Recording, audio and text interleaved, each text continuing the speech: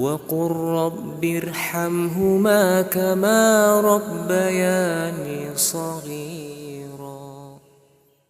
ہر آدمی دنیا کے اندر یہ چاہتا ہے کہ اسے جنت مل جائے۔ جنت کس کی طرف نہیں ہے؟ کون نہیں چاہتا جو مسلمان ہو اور یہ نہ چاہے عمل اچھا ہو یا نہ ہو، ہر آدمی یہ چاہتا ہے کہ اسے جنت مل جائے۔ پر جنت کے راستے بھی اللہ تعالیٰ نے بنائے کہ کون سا راستہ ہے جو جنت میں لے جاتا ہے، کون سا راستہ ہے جو جہنم میں لے جاتا ہے، یہ راستے بھی اللہ کے نبی صلی اللہ علیہ وسلم نے بیان کر دیے۔ کچھ راستے تو ایسے ہیں جو بڑی آسانی سے جنت میں پہنچا دیتے ہیں۔ ان راستوں میں سے والدین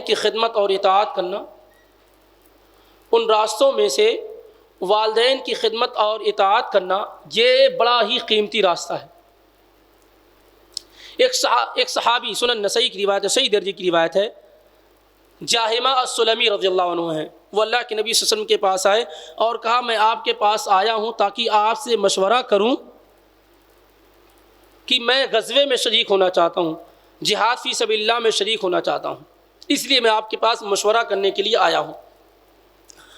اب دیکھیے کتنا اچھا عمل ہے، کس قدر بہترین عمل ہے، اللہ کی رضا میں اپنے آپ کو قربان کرنے کے لیے آیا ہوں۔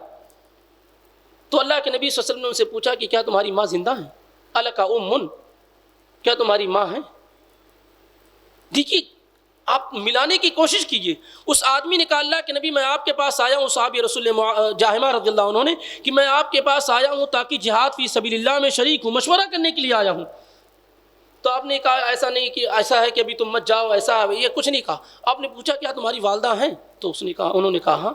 تو آپ نے فرمایا فَالْزَمْهَا فَإِنَّ الْجَنَّةَ تَحْتَ رِجْلَيْهَا، جاؤ اپنی ماں سے چمٹ جاؤ، ان کی خدمت کرو، اس لیے کہ جنت ان کے پیروں کے نیچے ہے۔